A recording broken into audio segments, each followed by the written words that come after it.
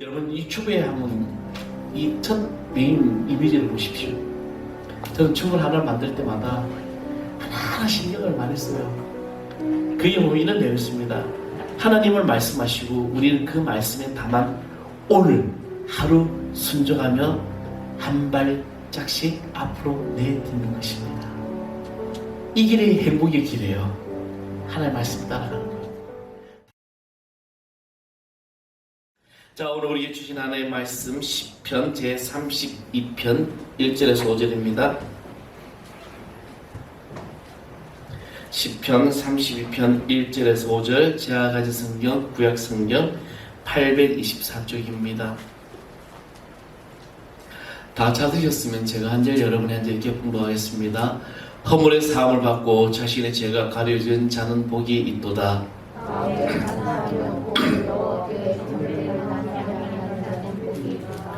내가 입을 열지 아니할 때 종의 신음함으로 내 뼈가 쇠하였도다.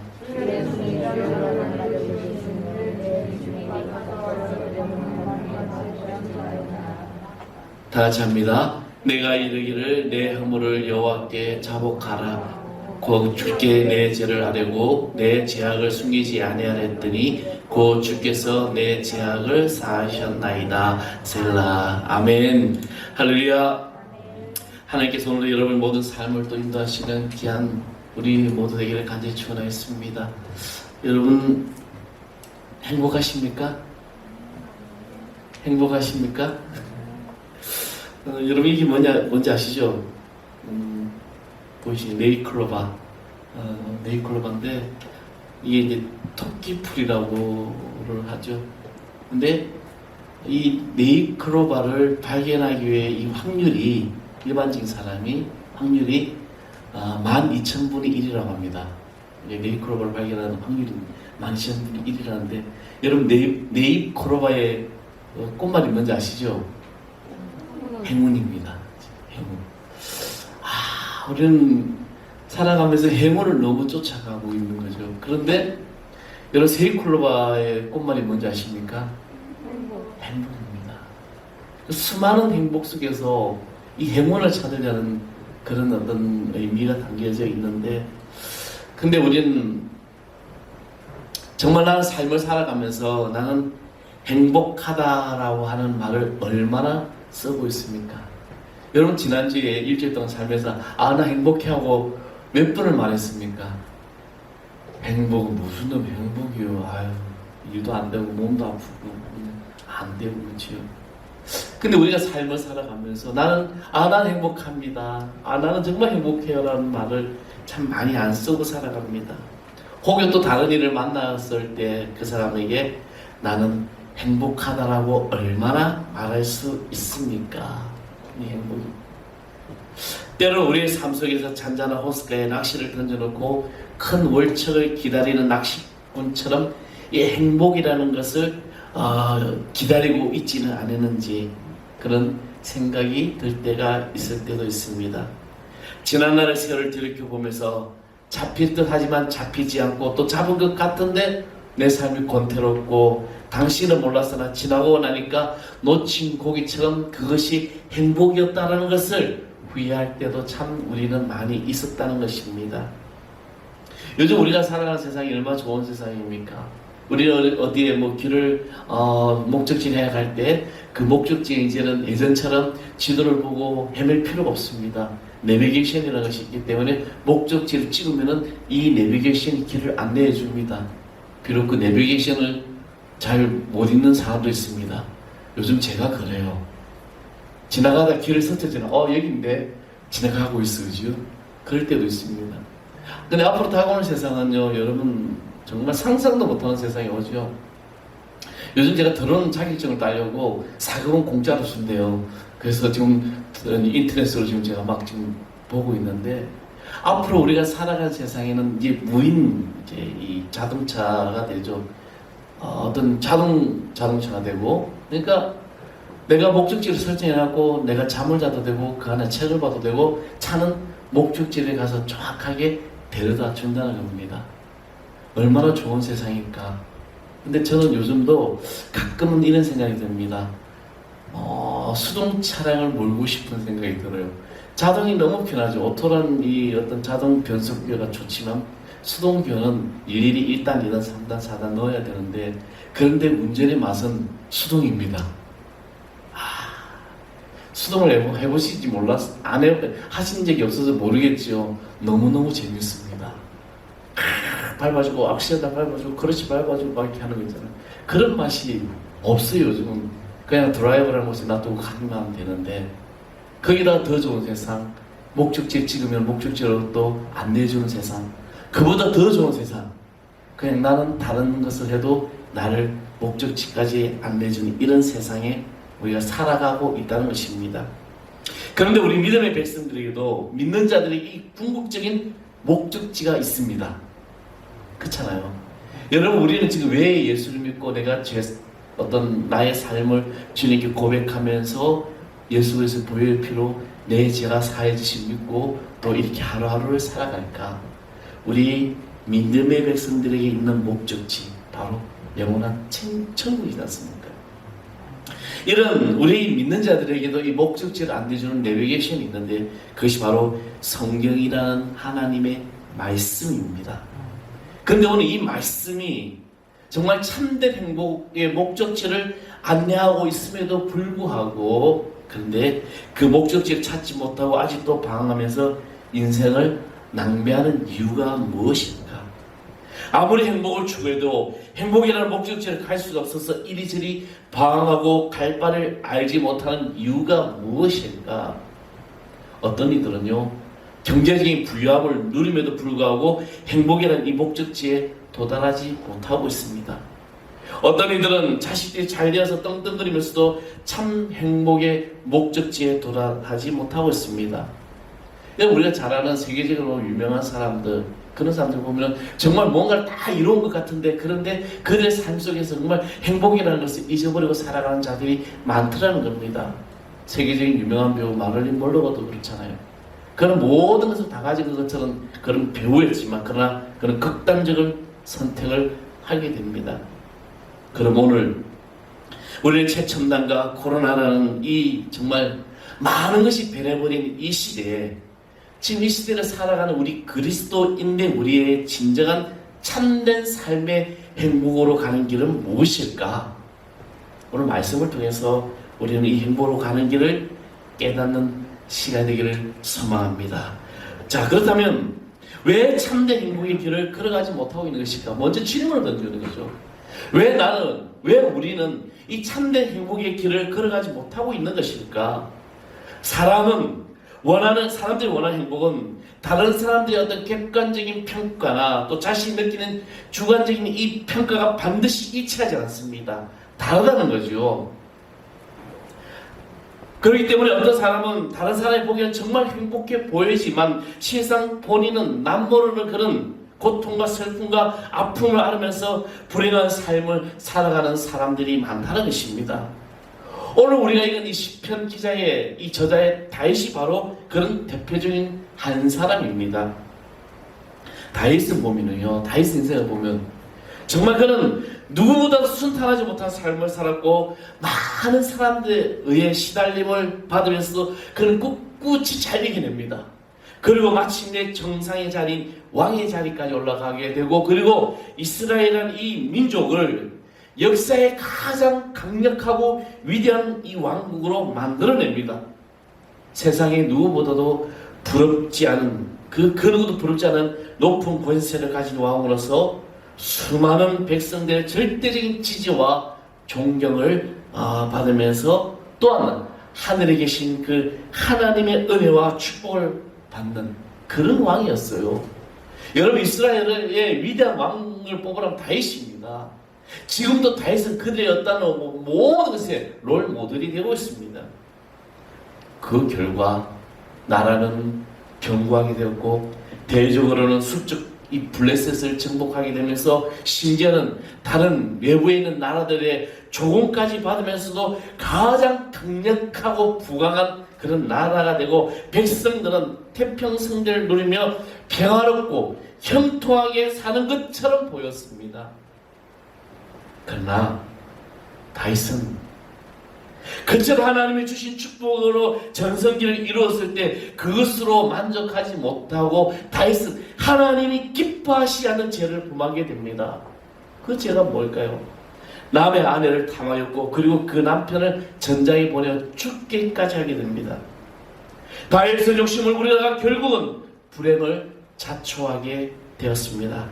그렇다면 왜 그것이 불행일까?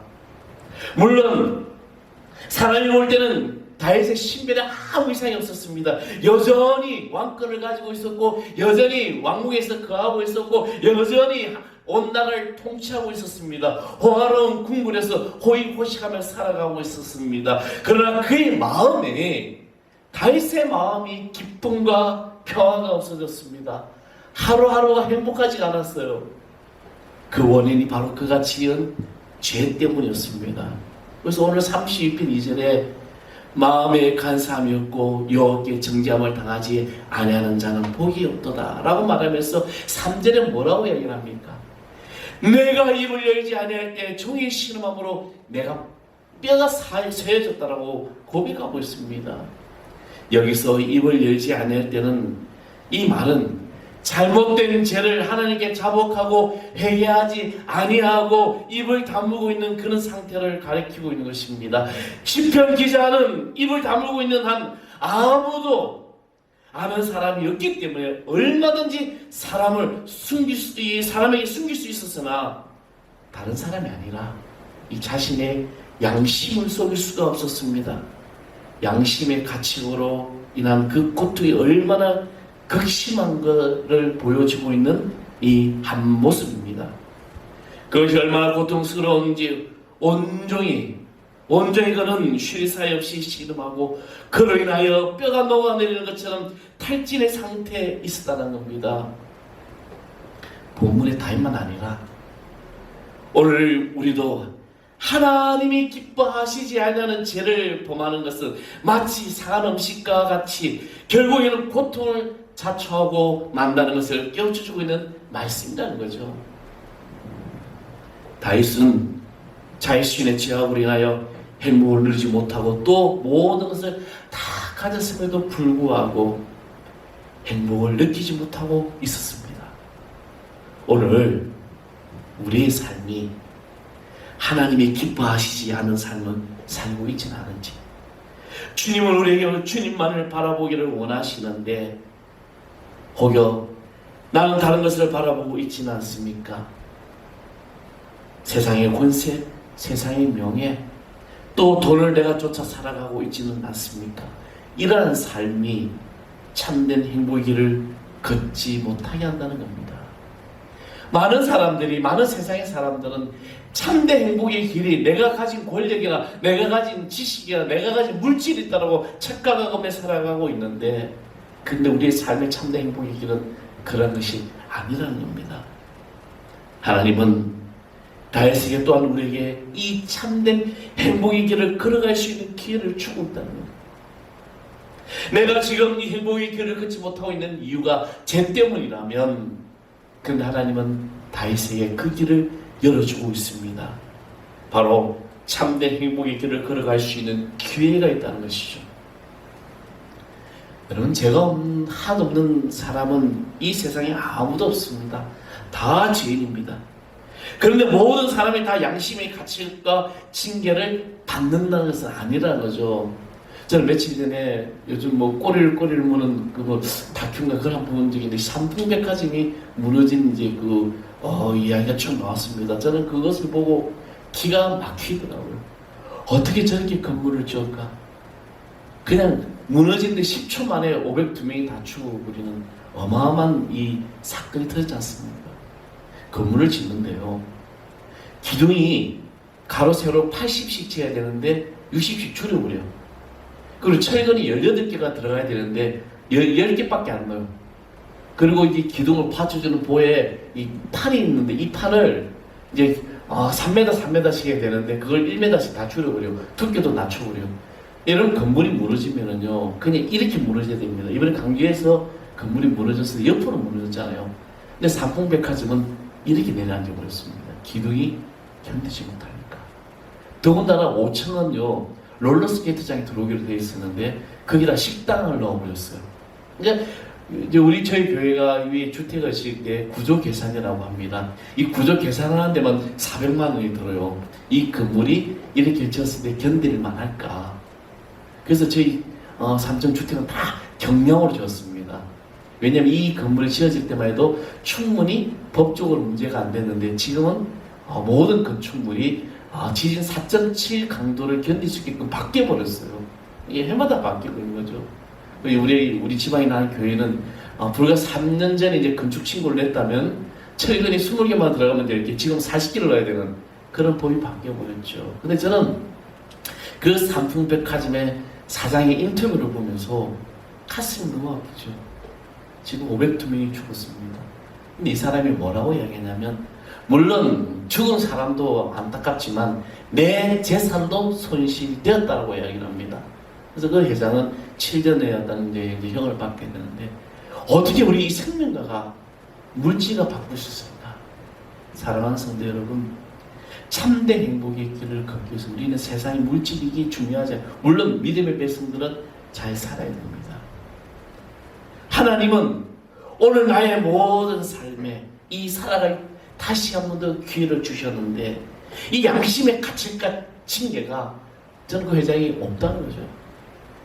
어떤 때는 오히려 죄를 범한 사람이 선하고 의롭게 살아가는 사람보다 더 편하고 더 잘 사는 것처럼 보일 때가 있습니다.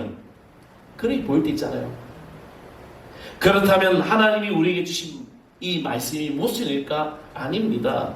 사람들은 양심 화인을 맞아 죽어버려서 감각을 느끼지 못하기 때문에 결국 영원한 지옥 형벌을 받을 수밖에 없는 것입니다. 디모데전서 4장 2절의 말씀에 자기 양심 화인 맞은 자가 외식함으로 거짓을 말한도다라고 말씀하고 있습니다. 그러나 다윗은 하나님이 회개시켜 구원시키려고 그 양심을 자극시키고 있는 거죠. 오늘 사랑하는 성도 여러분, 내 모든 삶이 하나님이 기뻐하시지 않는 행동할 때 내 양심이, 내 마음이 아프고 고통스럽다면 그것은 하나님이 우리를 자극시키고 있는 겁니다. 그러므로 하나님을 믿거나 믿지 않거나 똑같은 죄인이지만 죄로 인하여 고통과 형벌을 맛보며 사는 사람이 무감각하게 죄를 범하는 죄인보다 더 복되고 행복한 자인 것입니다.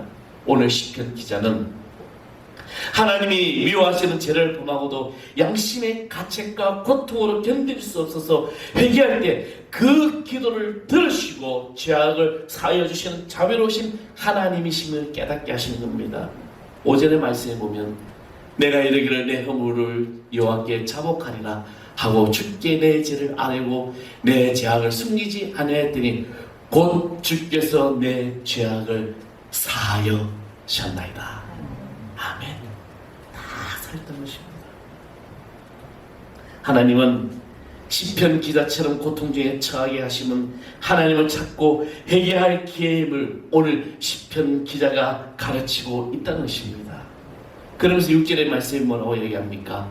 이로 말미암아 모든 경건한 자는 주를 만날 기회를 얻어서 주께 기도할지라 진실로 홍수가 범람할지라도 그에게 미치지 못하리라. 그렇게 할 때 아무리 홍수가 범람하는 것처럼 갑자기 재앙이 올지라도 그 재앙이 미치지 못하며 환난 가운데서 하나님이 우리를 구원하여 주실 줄 믿습니다. 회개하는 자에게 주시는 하나님의 축복입니다. 이것이 참된 행복으로 가는 길이라는 것이죠. 기회라는 것입니다. 그렇다면 오늘 우리나라의 이 개개인이 당하고 있는 고통이 바로 저는 그 기회라고 생각하며 아이, 어른 누구를 막론하고 우리는 모두가 회개할 때 니느웨의 백성처럼 하나님의 모든 역사가 우리나라와 여러분의 개인의 모든 삶의 구원의 축복으로 인도하여 주시길 믿습니다. 지금이 바로 그때라는 거죠. 우리 민족은 아까도 강모신 작가님 이야기했지만 민족 간에 전쟁이 있었습니다. 올해가 6.25 동란 71주년이에요. 저는 6.25 전쟁에 대해서 제 어릴 때 아버지에게 굉장히 많이 들었습니다. 제 아버님이 그 지리산에 그 6.25 때 그 빨치산 토벌 대장으로 계셨기 때문에 그 막 현장을 막 이야기를 해주시죠. 한 번씩 지리산 아버님하고 지리산 가면은 내가 여기서 뭐 했다 막 그런 이야기를 많이 하셨어요. 얼마나 아픕니까? 근데 오늘 요즘 우리 초등학교 아이들이 이 6.25 전쟁에 대해 잘못하고 있는 그 부분이 많아요.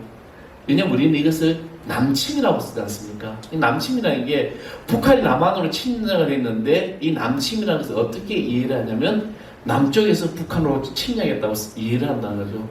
우리 아이들한테는 제대로 역사적인 것을 가르쳐줘야 됩니다. 1950년 6월 25일 새벽 그냥 모두가 자는 이 주일 아침에 전쟁이 터졌던 것입니다. 어떻게 보면은 우리나라가 마지막 낙동강 전선까지 밀렸을 때 대통령은 일본으로 도망가려고 하고 막 그런 시점에 대한민국이라는 이 나라가 지구상에 사라질 뻔하고 조선민주주의 인민공화국이 이 나라가 덮을 그 시에 여러분 하나님의 백성들은 기도했다는 겁니다. 곳곳에서 특별히 부산에 모인 피난민 모든 사람들 정말 가지고 온 것이 아무것도 없음에도 불구하고 그들은 폭포 같은 비가 쏟아짐에도 불구하고 하나님 앞에 기도를 했어요. 이 나라와 인족을 살려달라고 구원해달라고. 그런 기도가 더러 메가드 정권에서 낙동강 그 전선에서 다시 회복되는 수복되는 인천상조에 성공하고 여러 가지 모든 전쟁에서 이겨나가서 압록강까지 올라가는 그런 역사가 나타났던 것입니다. 저는 이 모든 것이 바로 믿음의 백성들의 기도라고 믿습니다. 저는 대한민국의 모든 어려움을 만나는 이 순간에 지금이 바로 기회입니다. 하나님께서 나라와 민족을 위해 기도하며 가슴을 통해하는 자들에게 주시는 이 믿음의 역사가 이제 우리에게 임하여 주실 줄 믿습니다. 개인적으로 행복의 최대 걸림돌은 외부적인 환경이나 다른 사람 때문이 아니에요. 여러분 삶의 가장 행복의 걸림돌이 다른 외부적에서 오는 것이 아니라는 겁니다. 내가 뭐 물질이 어떤 것도 풍족한 못 누려서 아니에요. 요즘 젊은이들이 참 로또가 답이라고 하면서 이 일확천금을 꿈꾸며 살아가고 있는데 그래서 주식이든 비트코인이든 막 이네 막 쏠리고 있지 않습니까? 어제 한 목사님 만났습니다. 목사님 저보고 묻더라고요. 목사님 주식하세요? 나 해. 뭐 옛날에 부목사 때도 많이 해봤습니다. 근데 이 주식이라는 것이 저는 그 목사님에게 이 젊은 목사님이 뭐라고 했냐면 주식을 해봐. 10만 원 가지고 그것을 해보면서 이 나라의 경제와 이 나라의 흐름을 내가 볼 수가 있는 거야. 해보라고 했죠. 근데 이 주식이라는 것이 이 비트코인이라는 것이 젊은이들은 영끌이라고 여러분 들어보셨습니까? 영까지 걸어가지고 도시를 받아가지고 투자를 해보는 거죠. 그게 아니에요. 일확천금이 아니라 내 삶의 터전에서 내가 최선을 다하여 살아가는 삶을 살아가야 된다는 것입니다. 그런데 우리는 전부 다가 나의 행복하지 못한 이유가 외부적으로 온다고 생각하고 있습니다.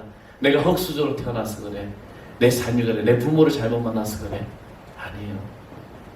내 안에 내부적인 모든 내면에 감춰져 있는 이 죄를 해결치 아니하는 것이 가장 큰 걸림돌이라는 것입니다.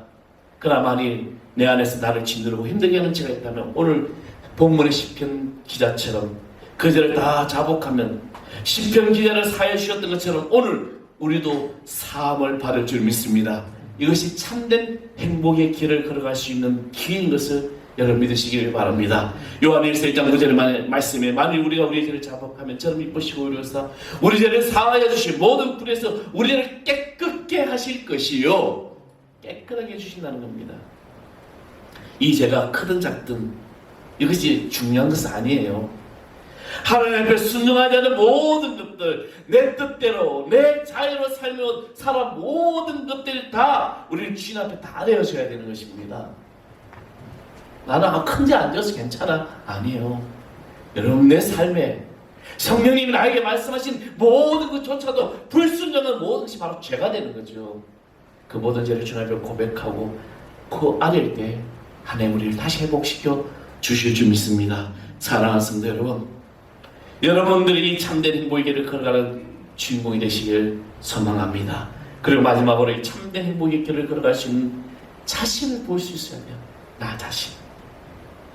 오늘 성경에 보면 시편 기자가 그와 같이 숨겨진 죄를 하나님 앞에 회개하지 않고 마음의 불안과 근심과 염려를 떨쳐버리지 못하는 그 불안한 삶을 살아왔습니다. 그러나 뒤늦게 그 죄를 회개하고 자복하고 그리고 사함을 받았을 때 비로소 그 마음의 기쁨이 그의 삶에는 참 행복이 있었다라고 고백을 합니다. 하나님께 회개하는 자에게 주시는 축복에는 세 가지가 있어요. 그래서 먼저는 사함을 받고 가려지고 정죄를 받지 않는다는 겁니다. 이 사함을 받는다는 것은요, 짐을 들어올리다 나르다라는 뜻으로 하나님께서 이 죄악의 짐을 치워버려 줌으로, 옮겨짐으로 더 이상의 이 무거운 죄의 고통을 당하지 않는다는 것입니다. 오늘날 우리가 나의 죄를 대신하여 십자가에 못 박혀 죽으신 예수 그리스도를 믿고 하나님께 나아가 나의 모든 숨은 죄를 다 고백하면 마땅히 받아야 할 이 형벌을 모든 죄가 다 무효화가 되어버린다는 것입니다. 여러분, 법정 용어 중에 집행유예라는 것이 있습니다. 또 선고유예가 있고 기소유예가 있어요. 이건 뭐 말이냐면요, 집행유예는 지금 당신이 1년, 2년이라는 형을 받았지만 집행유예 2년을 때린다는 것은 2년 동안 당신이 다시 이 죄를 짓지 않으면 당신의 이 형을 유예시켜 준다는 겁니다. 왜 감옥에 안 가는 거죠? 근데 선고유예는 지금 선고를 내렸습니다. 당신은 뭐 이렇게 선고합니다 했는데 이 선고를 유예하겠다. 2년 동안 유예하겠다. 당신이 만약에 이 죄를 다시 짓지 않으면은 선고가 2년 후에 선고가 되는데 그때까지 깨끗하면은 선고는 무죄로 판정이 나버리는 거죠. 그래서 무죄 다음으로 좋은 게 선고입니다. 이런 게 있어요. 오늘 말씀이 바로 그겁니다. 다시는 이제 사함을 받는 것은 다시는 그에 대해서 묻지 아니하신다는 거죠. 사랑하는 성도 여러분, 우리는 이 모든 죄가 주님 앞에 고백할 때 다 무효화됨을 믿으시기 바랍니다. 두 번째, 가려진다는 말이 있습니다. 이것은 덮다는 의미로 죄인인 죄가 가려져서 더 이상 하나님께 보이지 않는다는 겁니다. 다시 말하면 죄가 가려워짐으로 그 죄의 존재가 드러나지 않는다는 겁니다.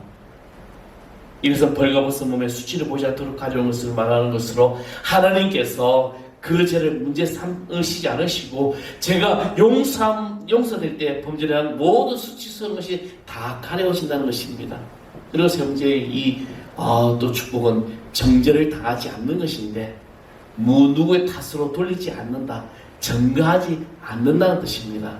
하나님께서는 그 죄에 대해서 더 이상 일체를 전가하지 않는다는 겁니다.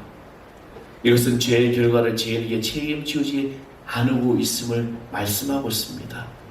그리스도의 십자가의 대속으로 말미암아 그의 의가 우리에게 전가됨으로써 우리는 예수 그리스도에서 하나님의 의를 힘입게 되는 것입니다. 그러므로 더 이상 우리는 죄로 말미암아 책임 추궁을 받지 않는다는 거죠. 이는 하나님께 우리의 모든 숨은 죄를 다 자백하면 하나님이 주시는 사죄는 너무나도 구체적이고 실제적이고 완전하게 우리에게 가르쳐주고 있습니다. 인간이 바라는 행복이 얼마나 오래 살았는가 그런 길이가 아니라 바로 얼마나 많은 수고와 슬픔과 또 그런 것을 우리에게 가져주고 있음을 알고 있습니다. 여러분, 인간이 바라는 행복이 얼마나 많이 가졌는가 있는 것이 아닙니다. 얼마나 많은 날을 내가 하나님 앞에 누리며 사는 것입니다. 내가 지금 많이 가져간다고 해서 행복하실 것 같아요? 아니에요. 어제 기사를 잠깐 보니까 마세르타가 세계적 유명한 명차죠. 그 명차가 20대가 우리나라에 배정을 받았대요. 근데 벌써 예약이 100% 끝났다는 거죠.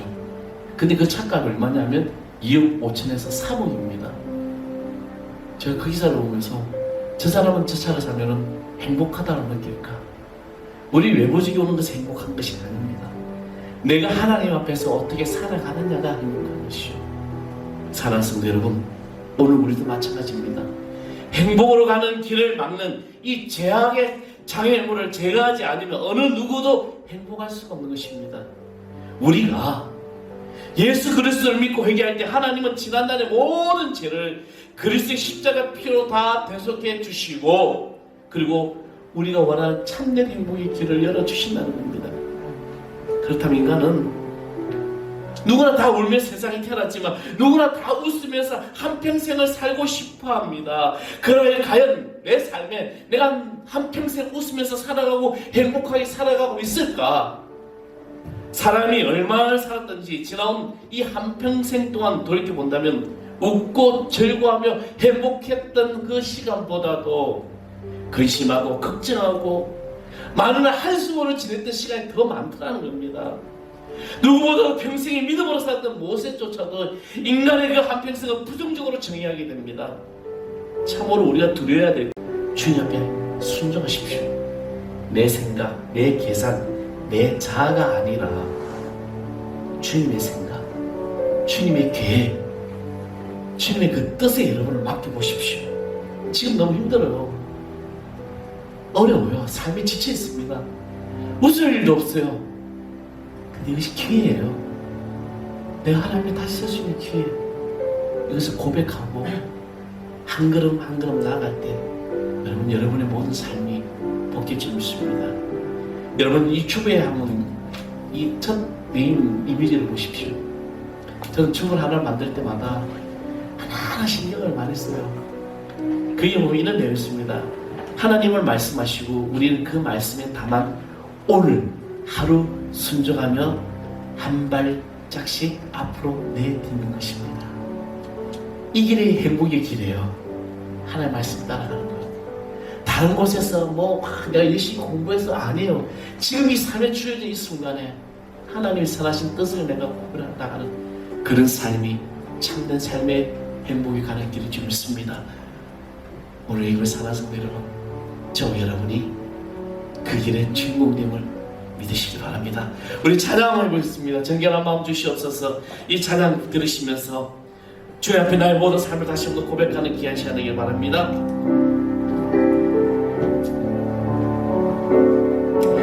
정결한 마음 주시옵소서.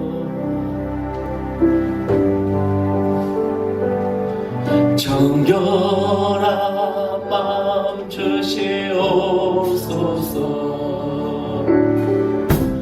오 주님 정직한 영을 정직한 영을 새롭게 하소서. 정결한 마음 주시옵소서.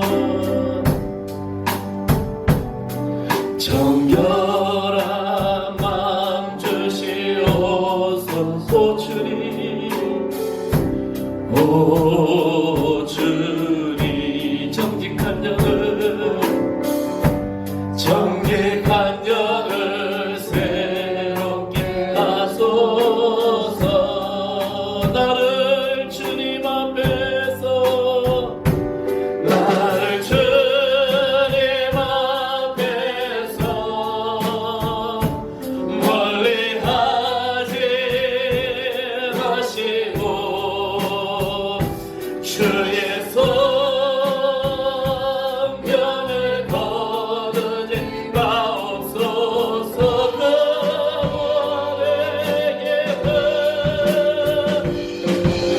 그분의 기쁨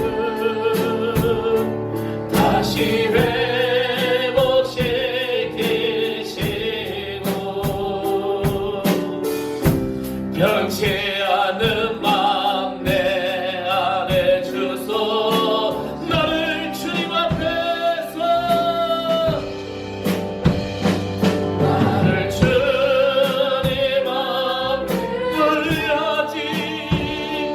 멀리하지 마시고 주의 성령을 거두지 마옵소서. 그분의 기쁨 그분의 기쁨 다시 회복시키시고 변치 않는 마음 내 안에 주소서. 전능하신 아버지 하나님, 이제 우리 주 앞에 참된 삶의 행복의 길을 걷기를 소망합니다. 내 안에 모든 죄와 모든 것들이 다 주님 앞에 들쳐버려 주시고, 고백하며 나갈 때마다 주님께서 우리 길을 열어서 인도하여 주시옵소서. 일주일 동안 세상에 살면서도 주님 앞에 가는 모든 방해하는 것들을 다 제하여 주시고, 그래서 능력과 권세가 나타나는 귀한 삶 되게 하여 주시옵소서. 온전히 주님께서 주신 이 길을 걷는 참된 회복자가 되게 하여 주옵소서. 이제는 우리가 내 생명이신 우리 주 예수 그리스도의 은혜와 하나님 아버지의 그 크고도 놀라우신 사랑과 성령의 감화 감동 교통하심이 오늘도 주님의 이름으로 내 모든 죄가 사여짐으로 참된 삶의 행복의 길을 걷기를 결단하고 소망하는 예입을 하나님이 있게 하는 권속들 위해 그대 가정, 그대 직장, 그대 사업도와 특별히 우리 교회학교 아이들 저들의 모든 삶의 순간 위에 이제로부터 영원토록 함께하기를 간절히 축원하옵나이다. 아멘.